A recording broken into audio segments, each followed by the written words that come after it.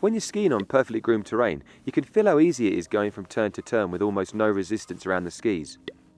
As soon as you enter into free skiing terrain, you'll straight away feel resistance, with all the snow around the sides of the skis and sometimes on top of the skis when they're submerged.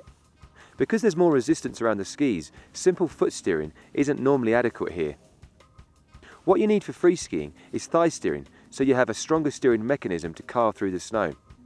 We call this the steering drivetrain. It makes sense as the upper leg obviously has more muscular power than the lower leg. Unless trained specifically for performance, most skiers are actually taught to steer from the feet instead of the thighs.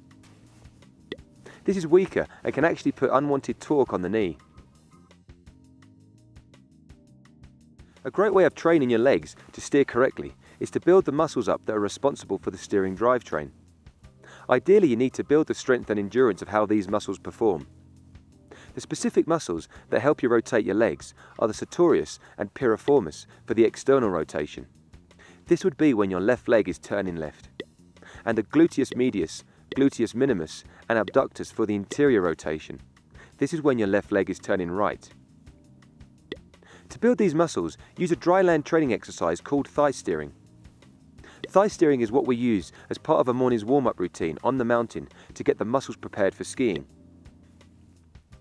If you take this exercise home with you and actually work on it for several weeks, you'll find a definite development in the endurance and strength of the rotation. To make the thigh steering movement, lift one leg and move the knee across your body. Keeping the hips and upper body facing forwards, rotate and steer your thigh across to the opposite side. This makes the ball rotate inside the socket joint of the hips. To get the exercise correct, make sure that your foot doesn't swing out. Keep your foot tucked in near to your knee, with the thigh crossing over your foot. With repetition, you feel the burn kicking into those specific muscle groups. There are not so many sports like skiing where the rotational action in the legs is performed, so many people feel weak when trying this for the first time. It's normal to get fatigue kicking in at around 25 rotations at first. After 3 weeks, you can find yourself reaching over 50 rotations without fatigue. After a couple of months of training, you should be able to get over 100 rotations before the fatigue kicking in.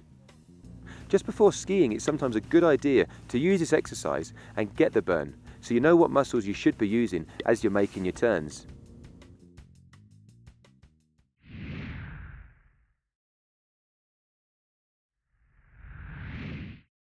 A great way to train your thigh steering on skis and get used to it progressively is skiing on piste at lower speeds.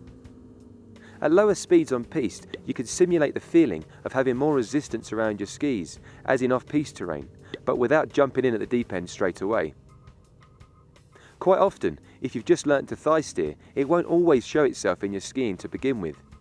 It usually takes a few days to integrate into your technique. If you ski at lower speeds, your thigh steering has to switch on and work for you. This is mainly because the slower you go, the heavier you are, and therefore the steering action is more physically demanding. If you went into free skiing terrain with a new steering method that wasn't fully learnt, you'd more times than not end up actually reverting back to the foot steering that was instinctive from previous learning. Try to spend some concentrated practice time working on lower speed turns to guarantee the thigh steering method integrates itself into your everyday movements.